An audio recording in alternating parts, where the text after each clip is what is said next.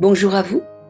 En ce début d'année 2025, j'ai décidé de republier les 3 vidéos réalisées en 2018 avec Philippe Dauté et qui sont plus que jamais d'actualité. Le regard sacré que ce prêtre orthodoxe porte sur la vie me semble précieux pour nous accompagner dans la traversée du chaos actuel. La première vidéo de cette série de 3 concerne les vertus spirituelles du jeûne. Alors, j'ai coupé l'introduction qui se trouvait dans la vidéo originale pour se lancer directement dans le vif du sujet. Bonjour Père Philippe. Alors je vais vous laisser vous présenter. Je suis prêtre orthodoxe, oui. Voilà, et j'ai une expérience du jeûne. Donc, ce que j'ai dit au départ, c'est que, en fait, c'est par l'expérience qu'on peut parler du jeûne. Évidemment, c'est pas d'une manière extérieure qu'on peut en parler, mais c'est après l'avoir éprouvé. Donc, moi-même, j'ai jeûné plusieurs fois 10 jours, et puis mon épouse a jeûné plusieurs fois aussi, dont 3 fois 28 jours, c'est-à-dire 4 semaines. Donc, nous avons une certaine expérience du jeûne. Jeûne qui a été très bénéfique pour nous, très bénéfique sur plusieurs registres. Bien sûr que c'est bénéfique physiologiquement et physiquement parlant, mais c'est bénéfique aussi intérieurement, parce que pendant ce temps-là, on décante beaucoup de choses pendant le jeûne. D'abord, quand on est dans le jeûne, on est un petit peu à l'écart des soucis et des problématiques, mais pour autant, il est important de continuer une activité. Nous avons toujours jeûné au sein d'une activité, c'est-à-dire nous avons continué notre activité comme d'habitude, et on jeûnait en même temps, ce qui veut dire que forcément, au bout du 2e, 3e jour, on ralentit les rythmes, parce qu'on ne veut pas avoir des mouvements brusques comme on le fait quand on a plein d'énergie. Donc on est obligé de ralentir. En même temps de ralentir, ça nous permet de poser un autre regard sur les réalités, on entre dans un autre rapport avec les réalités, et puis d'autre part, ça favorise beaucoup la dimension d'intériorité, parce que comme on a moins d'énergie, on est obligé d'être plus au-dedans, d'être plus attentif aux gestes que l'on fait, être plus conscient des gestes, et là vraiment s'inscrit toute la dimension de la spiritualité. Oui. Pour moi, la spiritualité, elle commence dans l'attention intérieure, dans le fait d'habiter consciemment son corps, de se situer à l'intérieur de soi-même, et par là d'avoir un autre regard, une autre vision du monde, un autre rapport au monde extérieur, et commence une aventure. Ouais. Nouvelle, magnifique. Et ça, c'est souvent un aspect oublié du jeûne, parce que de plus en plus, le jeûne prend sa place.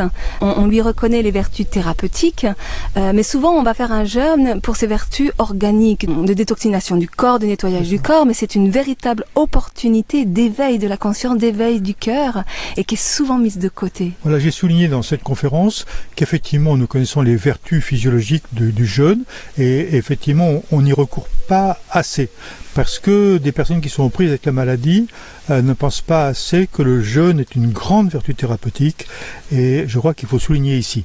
Maintenant, il est dommage quand on fait un jeûne de 14 jours, qu'on en ressorte certes avec des kilos en moins, mais qu'on n'ait pas bénéficié de cette expérience intérieure, ou en tout cas qu'on n'ait pas vu les vertus spirituelles de l'expérience du jeûne. Donc je crois que c'est très important de le vivre pleinement et d'accepter pleinement de vivre le jeûne dans tout ce qu'il par rapport à tout ce à quoi il nous ouvre. C'est-à-dire qu'en fait, d'abord, il y a un rapport avec la nature qui est différent. Quand on jeûne, on est beaucoup plus sensible, on entre dans la captation de toute l'énergie de la nature, d'une part, mais aussi on est beaucoup plus sensible au vivant, d'une manière générale, et je crois qu'il s'agit de vivre pleinement ces aspects-là. Alors pleinement, ça veut dire que je crois qu'il s'agit d'accompagner le jeûne par de la marche, aller marcher dans la nature, de vivre consciemment, c'est-à-dire d'avoir la conscience des pieds, avoir la conscience du corps, avoir la conscience de la respiration intérieure, mais de la respiration avec la nature aussi, et puis par là d'entrer dans une sensibilité intérieure qui nous ouvre un autre paysage, et ce paysage-là, dont on aura fait l'expérience, on pourra le retrouver même après la sortie du jeûne. Donc c'est pourquoi je crois qu'il s'agit de non seulement évidemment vouloir bénéficier des bienfaits physiologiques, mais c'est surtout l'occasion d'une expérience inédite qu'on ne pourra pas forcément reproduire comme cela. Alors à la conférence, vous parliez des grands jeûneurs mystiques aussi. Jésus lui-même... Jésus a jeûné 40 jours, 40 nuits.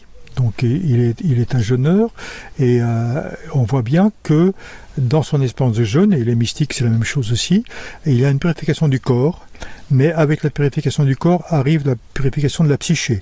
Tout d'abord, il y a plein de choses qui remontent pendant le jeûne, des vieilles mémoires, il y a aussi des choses non assumées de sa propre vie, donc il y a toute une émergence de l'inconscient, et c'est l'occasion de faire tout un travail intérieur, et je crois qu'on devrait certainement accompagner médicalement le jeûne, mais aussi accompagner psychologiquement et spirituellement le jeûne.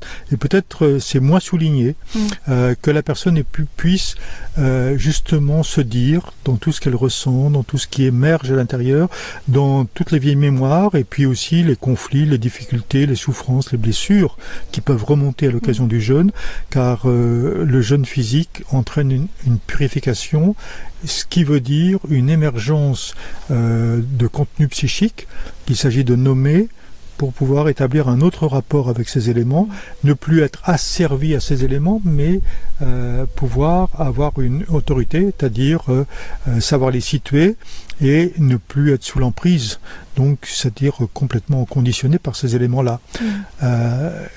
Alors Jésus, justement, on voit, après 40 jours, 40 nuits, il est tenté par le diable. On pourrait dire ici, eh bien, il y a aussi les pulsions, les inclinations intérieures qui peuvent remonter, et ça doit nous conduire vers une lutte. Et une lutte, ça veut dire bien savoir ce que l'on veut. Et une lutte, ça veut dire d'abord choisir la vie et se positionner par rapport à toutes les pulsions de mort. Parce qu'il peut remonter des choses tout à fait morbides à l'intérieur.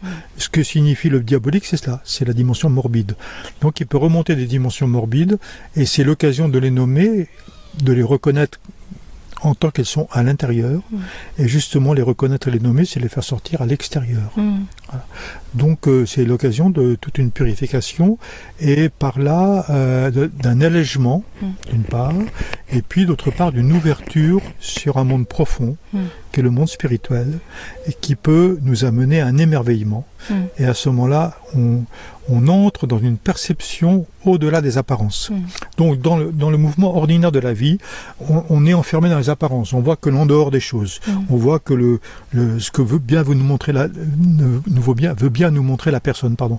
Et dans cette purification, alors on commence à percevoir au-delà des apparences, c'est-à-dire à sentir la souffrance de la personne derrière la façade qu'elle veut bien nous offrir, mais on peut sentir aussi la nature palpiter et respirer derrière les apparences qui peuvent apparaître tout à fait statiques. Voilà. Donc on entre dans une autre perception, et cette autre perception nous ouvre évidemment sur des réalités profondes qui peuvent complètement nous amener vers une nouvelle conscience de la vie et une nouvelle perception de la vie qui peut changer complètement notre trajectoire spirituelle et humaine. Oui, je confirme, parce que à travers ma propre expérience à moi, ça a été vraiment le grand chamboulement de ma vie, quoi, de m'ouvrir pleinement à, je dirais, à l'amour, avec un grand A, et de constater, de pouvoir observer combien tout est expression d'amour qui se cherche à travers nous, et qui vient nous titiller dans nos failles pour qu'on l'accueille, on se laisse traverser par. Et Christian Singer disait que l'amour est la substance même du cosmos. Et l'amour signifie concrètement que tout est en lien. Qui dit amour dit qualité de relation, et nous percevons le vivant. Et le vivant, c'est dire que tout est lié, tout est en interdépendance, en interrelation, et donc nous entrons dans cet univers du vivant. Nous y sommes, mais souvent, nous disons spirituellement que nous sommes en exil de ce vivant, c'est-à-dire nous voyons des choses statiques, et nous sommes dans un processus de chosification du monde, c'est-à-dire de réduire le vivant à des objets. Or, en fait, on voit, par exemple, une table, une chaise comme un être, comme des réalités inertes, mais l'arbre aussi comme une réalité inerte comme une chose. En fait, quand on jeûne, en particulier, on entre dans la perception que l'arbre est vivant, et je peux entrer en relation avec l'arbre, entrer en relation avec des éléments de la nature, et que cette relation dit la dimension de l'amour, c'est-à-dire dire que tout est interconnecté et que en fait il y a un lien profond entre l'arbre, le végétal, l'animal, l'humain, et dans cette conscience de l'unité, alors on ne peut pas agresser un élément végétal ou animal parce qu'ils font partie de nous-mêmes, ils font partie de la vie, et agresser un animal ou agresser un élément de la nature, encore plus un être humain, c'est se nuire à soi-même. Donc on se sent faire partie d'un tout, et ce tout n'est pas une globalité, ce tout c'est l'ensemble des interconnexions qu'il y a entre les éléments du vivant, humain compris. Voilà, donc je crois qu'il est absolument urgent aujourd'hui dans la traversée que nous faisons, et même j'oserais dire la mutation que nous vivons, qu'on entre dans cette perception-là. Et c'est pourquoi je crois que le jeûne est une grande vertu, parce qu'il peut nous faire l'expérience, nous faire faire l'expérience de cette dimension, et c'est par cette sensibilité au vivant et par le fait de faire l'expérience de cet univers du vivant qu'on pourra basculer écologiquement. C'est-à-dire, je ne crois pas que c'est simplement en diminuant la consommation des ressources ou en diminuant la consommation de viande. Je pense qu'il faut vraiment changer d'état d'esprit. Et j'explique que, en fait, les racines de la crise écologique sont dans le cœur de l'homme. Pourquoi ? Parce que, en fait, le problème fondamental s'inscrit à partir d'un esprit de convoitise, d'un esprit de cupidité, d'un esprit de domination, d'un esprit de prédation, d'un esprit de dévoration. Et ça, c'est dans le cœur de l'homme. C'est pas quelque chose qui est obligé pour la survie de l'homme. Non, c'est une manière de se comporter par rapport au vivant. Et je crois qu'on ne peut pas se comporter d'une manière agressive. Comment on pourra aller pleinement vers la vie en abusant du vivant, et en tout cas en l'agressant. Donc je crois qu'il s'agit de sortir d'un processus de rivalité qui est le paradigme sur lequel vit notre société, pour entrer dans un rapport de coopération, c'est-à-dire de prise de conscience que dans la nature tout coopère, les électrons avec les protons d'une part, mais aussi tout est en interaction et en coopération, et génère je dirais des propriétés nouvelles, des qualités nouvelles par la coopération, de même que quand il y a une relation avec l'autre, il y a l'autre, il y a moi, mais il y a aussi plus que l'autre et plus que moi, parce qu'on s'enrichit dans la relation. Et bien tous les éléments dans le cosmos s'enrichissent par la relation, et donc il faut changer de paradigme, passer de la rivalité ou de la concurrence à un esprit de coopération où nous pouvons tous nous enrichir les uns les autres, et ça s'appelle l'amour, ça s'appelle la bienveillance, ça s'appelle l'amour, ça s'appelle la coopération, et ça s'appelle aussi entrer pleinement dans le mouvement de la vie qui est amour, parce que l'amour c'est le substrat du créé et le substrat de tout le cosmos. Alors je ne sais plus comment vous l'abordiez, mais vous avez parlé beaucoup du désir. Oui, j'ai approché le désir parce que on m'a posé la question justement sur le désir, et je trouve qu'il est très important de réhabiliter le désir. Pourquoi ? Parce que c'est une chose qui nous a été mis à l'existence, donc c'est nos parents qui nous ont engendrés. Et est-ce qu'on a demandé quelque chose ? Voilà, peut-être pas. Certains disent que oui, mais ça leur appartient, et ceux qui pensent à la réincarnation et qui pensent qu'ils ont décidé de venir, alors ils sont 2 fois plus responsables de leur venue ici. Et considérons que nous ne sommes pas responsables et que nous ayons été mis au monde par nos parents sans nous demander notre avis. Maintenant, la question qui nous est posée, est-ce que tu veux vivre ? Donc c'est la question du désir, parce que être en vie est une chose, désirer vivre est autre chose. Et celui qui n'a pas le désir de vie est à moitié mort. Donc je crois qu'il faut prendre soin du désir, et ça c'est fondamental, prendre soin du désir, c'est-à-dire prendre soin de notre élan intérieur, et nous voyons d'ailleurs que dans le cosmos, tout est lié à cette dimension de l'éros, c'est-à-dire au printemps, tout le végétal pousse. Voilà. Donc il y a une aspiration à la croissance, il y a une aspiration au développement, c'est inscrit dans le mouvement de la vie. Et finalement, désirer vivre, entrer dans le désir, c'est entrer dans le mouvement de la vie. Et par contre, ne pas nourrir le désir en nous, et c'est meurtrir la vie, et c'est se condamner à une mort lente, peut-être, mais mort quand même. Donc je crois qu'il s'agit de prendre soin du désir, et prendre soin du désir, ça veut dire respecter ses propres aspirations intérieures, ne pas les refouler. Si on ne veut pas les vivre immédiatement, trouver les moyens pour pouvoir les vivre, c'est se respecter soi-même dans son élan de vie, et c'est d'autre part aussi savoir ce que l'on veut, parce que on ne peut faire ce que l'on peut que si on sait ce que l'on veut.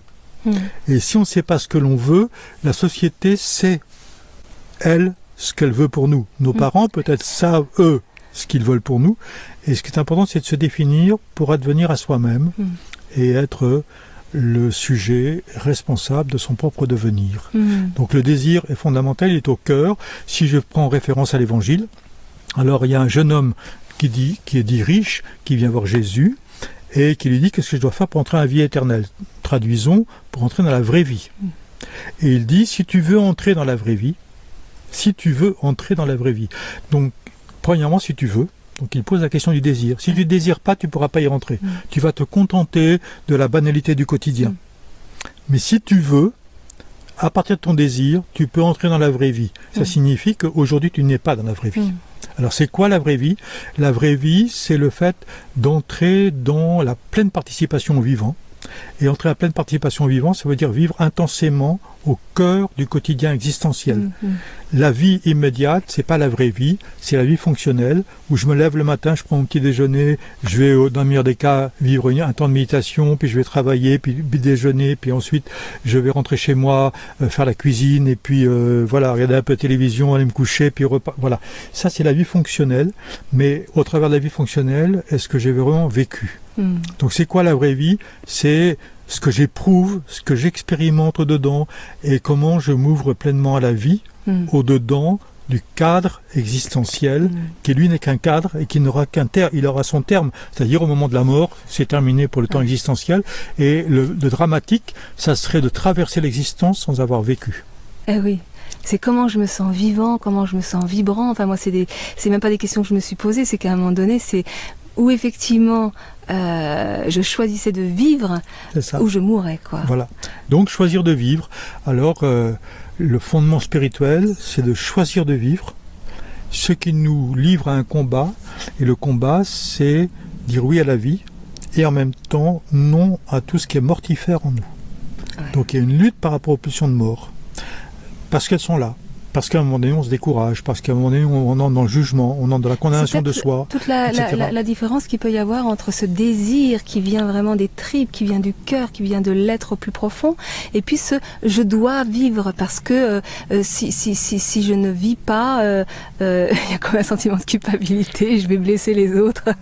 Oui, mais en fait, je crois que, voilà, on voit deux registres. Il y a un élan, et puis après, il y a le « je dois ». Et ce que je dois, c'est comme une injonction. Oui. Et cette injonction-là, c'est il faut parce que d'abord pour respecter les autres, pour pas me laisser enfermer dans quelque chose. Donc on est dans un rapport moral. Et je crois que le rapport moral vient comme un obstacle sur la dimension du vivant. Donc je crois que il s'agit d'oser vivre. Et oser vivre ne veut pas dire vivre n'importe comment. Donc d'abord, il y a le mouvement de vie, l'élan de vie qu'il s'agit de laisser jaillir dans son expression naturelle et première. Et ensuite, il s'agit d'orienter ce désir. Parce que ce désir peut aller vraiment vers la vie, ou bien il peut se ternir vers des déviations. Donc, je crois qu'autant il s'agit de respecter l'élan de vie en nous, autant il ne s'agit pas de faire n'importe quoi avec cet élan de vie. Donc c'est là où en fait apparaissent des choses qui peuvent être bénéfiques ou mauvaises pour nous. Et c'est la conscience qui doit orienter cela, c'est-à-dire ce qui est au service des autres est bénéfique, ce qui n'est pas au service des autres ou de moi-même devient négatif. Donc je ne peux pas faire n'importe quoi à mon désir, il s'agit de l'assumer positivement vers plus de relations et vers plus de vie. Vous avez écrit un livre sur le sujet. Voilà, j'ai écrit un livre qui s'appelle Eros et Liberté, donc je vous recommande ce livre. Oui, on le trouve où ? Pardon ? On le trouve où, ce livre ? On le trouve partout, dans les magasins. Dans quel donc c'est édition Nouvelle Cité. Vous le retrouvez dans les librairies, sinon vous le commandez, il est de toute façon disponible. Hein. Eros et liberté, dans ce livre-là, j'ai dit 2 choses. Premièrement, l'amour est à la racine de tout et la finalité de tout. Et c'est ça l'axe de la vie spirituelle. Dans les évangiles, le Christ dit le fondamental de la vie spirituelle en le résumant par 2 phrases. Tu aimeras ton Dieu, tout ton cœur, toute ton âme, toutes tes forces, et tu aimeras ton prochain comme toi-même. Donc tu aimeras est bien l'axe de la vie spirituelle. Si la religion est dans cet axe, alors la religion est ajustée à son fondement. Si elle n'est pas dans cet axe, si la religion ne se conjugue pas avec l'amour, alors elle est dévoyée. Donc ça, premier point, c'est très important de le dire et de le redire. J'adore tout ce qu'il dit, ça résonne en moi, mais alors c'est magique, j'adore, je bois. Voilà, je crois que c'est très important, parce qu'il y a des choses qui voilà, on dit plein de choses, mais à un moment donné, il faut dire des choses précises. Voilà, donc, ce qui est dans l'ordre de l'amour est dans l'ordre de la religion vrai. Ce qui est contraire à l'amour, c'est-à-dire par exemple contraire à l'autre, meurtrir l'autre, c'est contraire à l'amour et c'est anti-religieux et on peut se servir de la religion pour faire quelque chose qui est contraire à la religion. Donc c'est absolument dramatique. Et ça c'est vrai pour la religion et c'est vrai pour toute chose. Hein. C'est vrai pour toute chose. Donc premièrement, cet axe du tu aimeras, c'est une chose. Et puis ensuite, eh bien, comment vivre le tu aimeras? D'abord par le désir. Donc moi je propose de libérer l'éros. C'est un sujet tabou en religion, l'éros. Tout à fait. Libérer l'éros. Alors il y en a qui vont être effrayés, comment libérer l'éros, mais oui, libérer l'éros, parce que quand on le refoule, c'est pire que quand on le libère. Regardez, le refoulé sexuel, c'est pire. Tout à fait. Voilà, il vaut mieux vivre d'une manière ajustée la vie sexuelle que de la refouler. Parce que quand on la refoule, eh bien, ça produit des obsessions intérieures, ça produit des fantasmes, ça produit plein de choses qui vont nous faire dériver et des guerres intérieures, parce que la puissance sexuelle est forte. Donc, on ne peut pas faire n'importe quoi. Mais maintenant, il s'agit d'assumer consciemment l'éros plutôt que de le refouler et qu'il déborde inconsciemment. Tout à fait. Voilà. Et le fait de le libérer, ça permet souvent de l'apaiser. De l'apaiser complètement. Après, il s'agit de le vivre d'une manière assumée, je dirais. Assumée. Okay. Donc ça, c'est un autre aspect. Et puis, j'ai développé aussi une thèse que j'ai largement vérifiée auprès de psychothérapeutes et de référents spirituels. C'est le fait qu'en nous, il n'y a que du bien. En nous, il n'y a que de l'amour. Alors ah oui, non mais je trouve important de le dire. Ah non mais c'est tellement... Parce que ça va sans dire, mais c'est mieux en le disant, avec le fait que la première chose dans la Bible qui soit dite sur l'être humain, c'est que Adam est créé à l'image de Dieu. Ça veut dire que la référence dans l'être humain, ce n'est pas quelque chose de cosmique. Parce que l'image de Dieu, c'est pas cosmique, c'est acosmique. Donc ça veut dire qu'il y a quelque chose qui est en nous, qui n'est pas subordonné aux éléments cosmiques, qui n'est pas asservi aux réalités du monde. Donc il y a un espace de liberté en nous, et si on dit que l'homme est créé à l'image de Dieu, ça veut dire qu'au fond de lui, il y a la joie, il y a la paix, il y a la santé, il y a l'amour, il y a la liberté, et c'est ça qui est au fondement de nous-mêmes. Il n'y a pas de mal, il n'y a pas de mort en nous. Alors d'où viennent le mal et la mort, viennent du refoulé de la vie. Et j'insiste énormément, il n'y a pas pour moi en nous Eros et Thanatos, il y a en nous vie, et le refoulé de la vie, par exemple le refoulé des projets, le refoulé de l'élan d'amour, va amener une dévalorisation de soi, à un jugement de soi, à une autocondamnation, autrement dit à des pulsions de mort. Donc derrière les pulsions de mort qui sont en nous, nous pouvons lire un refoulé des forces de vie. Donc ça veut dire que quand nous sommes face, par exemple, à la colère, à de l'irritation, à de la jalousie, qui sont des pulsions de mort, ça veut dire que derrière nous avons refoulé quelque chose en nous, et au lieu de lutter contre ces pulsions de mort, il s'agit d'aller chercher les forces de vie que nous avons refoulées pour enfin les libérer. Et ça, je trouve, au niveau thérapeutique, fondamental. C'est fondamental, c'est ce que j'appelle la résistance intérieure et comment j'explique que ce qui nous fait souffrir, c'est la résistance qu'on met à ce qui est C'est ça. Et qu'à partir du moment où on permet à ce qui est d'être, eh bien, la résistance diminue et la souffrance se transmute en fait, hein, voilà. Et permet aux forces de vie de s'exprimer, de s'épanouir. Voilà. Donc faire confiance dans la vie, je crois que c'est ça l'axe fondamental, mais ça demande d'être aidé un peu parce qu'on a des vieux réflexes, c'est-à-dire il y a eu des blessures et on a peur que ça recommence, et donc on est sur des systèmes de défense, et tout cela engendre des pulsions de mort, c'est-à-dire en fait il y a des pulsions de mort parce qu'on n'ose pas vivre.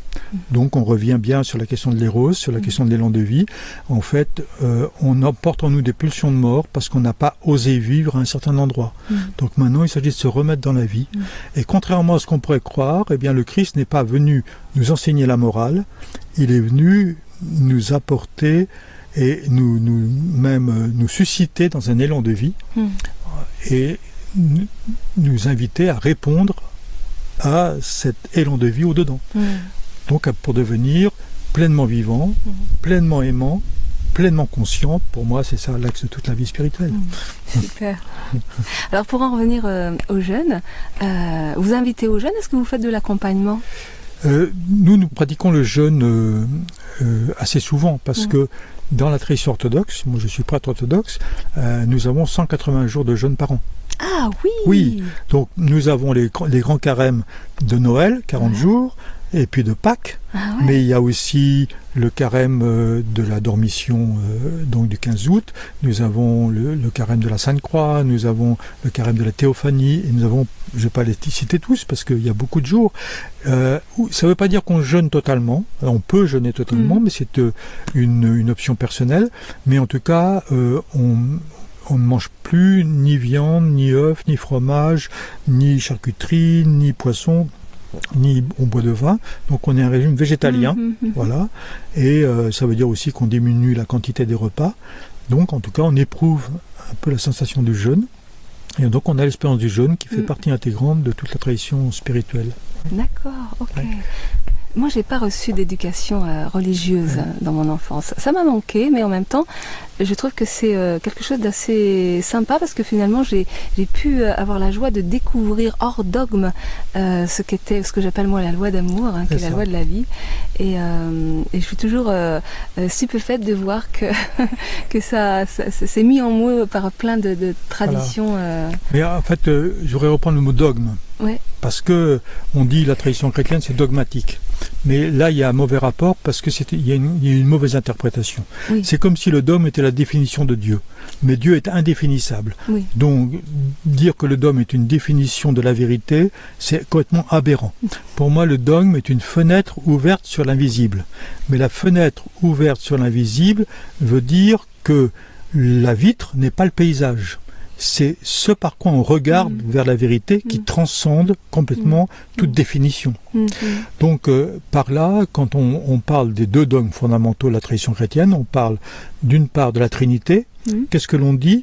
On dit que en fait, il y a trois personnes qui forment une communion d'amour, et l'unité n'est pas une unité de confusion, mais une unité d'amour de personnes différenciées. Donc c'est l'amour qui fait la cohérence de l'unité. Comme dans le cosmos, l'unité du cosmos, c'est l'amour. Et en même temps, vous voyez la diversité immense. Donc c'est l'amour qui féconde la diversité. Donc l'amour, c'est cela qui engendre la diversité. Donc ce n'est pas contraire l'unité et la diversité dans l'amour. Par contre, l'unité n'est pas l'uniformité qui réduit toute la diversité. Ça, c'est une première chose. Deuxième chose, ça articule deux dimensions, c'est-à-dire une nature et trois personnes. Donc ça articule deux dimensions, c'est la personne et la nature. La nature, on sait un peu ce que c'est, mais en même temps, on découvre la nature que par des personnes. C'est par votre personne que je connais un peu la nature humaine, ou par une autre personne, mais la nature en elle-même, je ne peux pas l'appréhender. Donc c'est quoi ce mystère de la personne qui présente un visage unique de la nature et en même temps qui incarne pleinement la nature. Puis deuxièmement, l'autre dogme, c'est l'incarnation du Verbe, c'est-à-dire que Dieu s'est fait homme. Ça veut dire que tout le processus du vivant est processus d'incarnation. Donc il y a des énergies subtiles qui se condensent dans les énergies matérielles. Voilà. Et les énergies matérielles sont là pour refléter les réalités subtiles. Donc maintenant, à travers les réalités matérielles, on peut entrer en relation avec les réalités subtiles.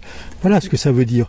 Et ça veut dire que, en fait, on ne peut pas résumer l'autre à ce qu'on voit de l'autre.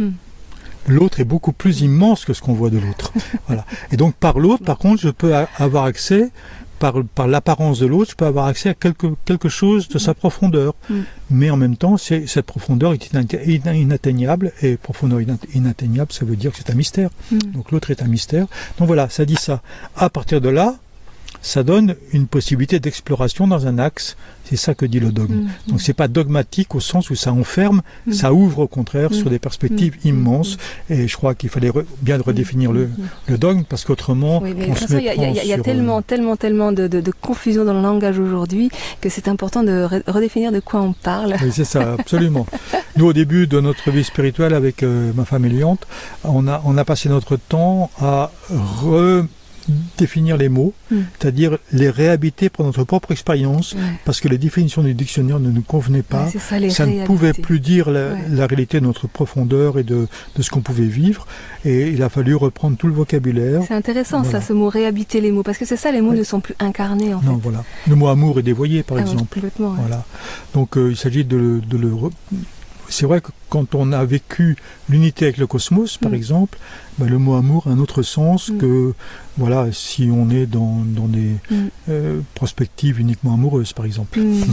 Et c'est vrai que l'amour, cet amour si grand, avec ce grand A, cet amour universel,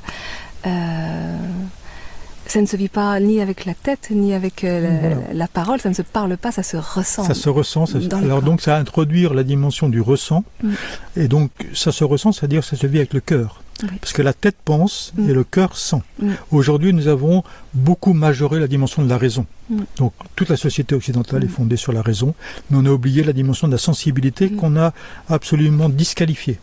Donc je crois qu'il faut réhabiliter la dimension de la sensibilité sans écarter la dimension de la raison, parce que la raison a sa raison d'être, clairement, mais il s'agit de le rééquilibrer par la sensibilité.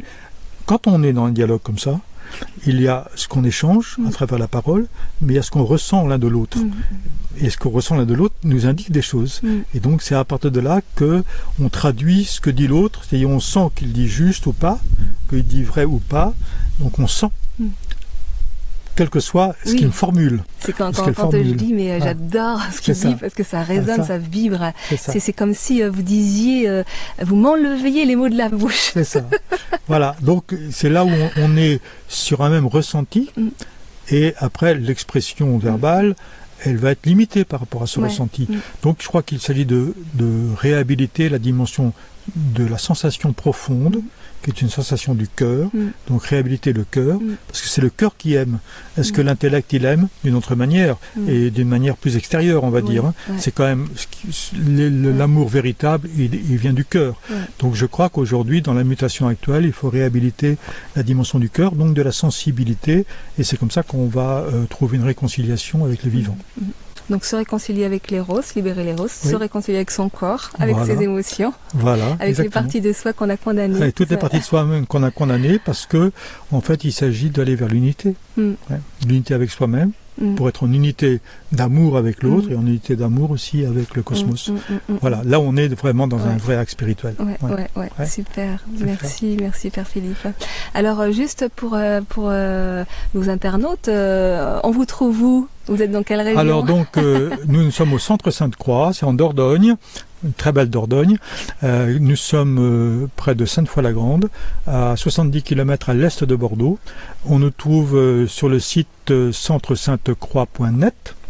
Vous aurez toute l'information sur le site, vous aurez des articles aussi sur tout ce qu'on vient de dire, et puis vous avez les livres Héros et Liberté, ou bien même éditeur Nouvelle Cité, un autre livre, si tu veux entrer dans la vie, justement, si tu veux entrer dans la vie, la question du désir et la question d'entrer dans la vraie vie.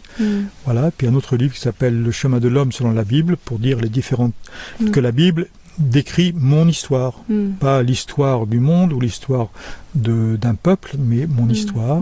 Voilà, et puis ensuite, nous avons développé ici plusieurs sessions qui sont cohérente avec tout le chemin de croissance spirituelle, c'est-à-dire partir de la thérapie, parce que pour moi, on ne peut pas faire l'impasse de sa propre histoire, donc on ne peut pas faire l'impasse d'une thérapie, et puis ensuite, comment conduire tout ce chemin thérapeutique vers un accomplissement spirituel, faire de prise de conscience, mais aussi de notre quotidien, un chemin de croissance spirituelle, d'évolution, pour s'éveiller sans cesse, et s'éveiller à une dimension qu'on n'aura jamais fini d'atteindre, comme dit limité. Saint-Grégoire de Nice, père du IVe siècle, dit de commencement en commencement, par des commencements qui n'auront jamais de fin. Et donc, ça continuera dans la vie d'après, et ça sera infini, parce qu'on n'aura jamais fini d'épuiser l'infini. Donc voilà, on lance, ce qui est important, c'est lancer le mouvement avec des approches très concrètes, qui introduisent l'expérience et qui font faire des pas pour que les personnes puissent entrer dans la vie, justement. Bah oui, et quand on a décidé d'entrer dans la vie, on ne meurt plus jamais, puisque la vie est éternelle. Voilà, exactement. Donc c'est la proposition du Centre Sainte-Croix, c'est d'entrer dans la vraie vie. Et la principale, c'est d'y entrer. Et après, une fois qu'on est entré dans cette respiration, on est conduit. On est conduit. On passe sur une autre étape. Après, il est important d'avoir un accompagnement spirituel. On entre dans la prospérité. On entre dans la prospérité de la vie et on découvre sans cesse. Et c'est un émerveillement permanent. L'autre jour, vous disiez lors de la conférence que le mot spiritualité veut dire souffle. Voilà, le mot spiritualité a deux acceptions grecques. Il y a un mot, qui est nous, qui veut dire le cœur profond. Donc, en fait, spiritualité renvoie au cœur profond, au cœur conscient. Et puis, d'autre part, il y a un autre mot, c'est le mot pneuma, qui est le souffle. Et ça veut dire que être spirituel, c'est être dans le souffle. Et le souffle, c'est ce qui relie toute chose. Le vent, on dit... et tu ne sais ni d'où il vient ni où il va.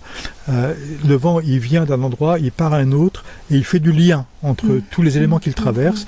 Donc la spiritualité, c'est ce qui fait du lien, c'est ce qui relie, et c'est ce qui permet de mettre tout en mouvement, et donc de nous faire entrer dans le vivant, pleinement. Super. Donc pour moi, la spiritualité, c'est devenir pleinement conscient, c'est le nous, pleinement vivant, c'est le pneuma, et puis pleinement aimant, c'est l'axe de toute la vie spirituelle. Voilà, et pour nous, c'est comment introduire dans ce souffle-là. Voilà. Super. Alors, pour terminer l'émission, un petit mot de la fin. Un petit mot de la fin, je vous souhaite de devenir pleinement vivant, aimant et conscient. Et puis, d'entrer dans la vraie vie. Je crois que c'est trop dommage de laisser s'effiler les jours après les jours et de se contenter du quotidien. Il y a tellement de belles choses à expérimenter.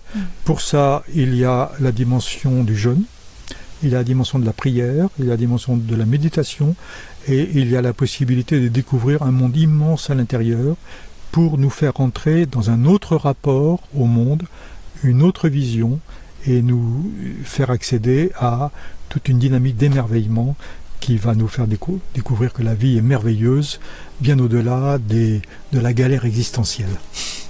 Voilà. Bonne vie à vous. Merci Père Philippe Dautet. Avec joie. Au revoir.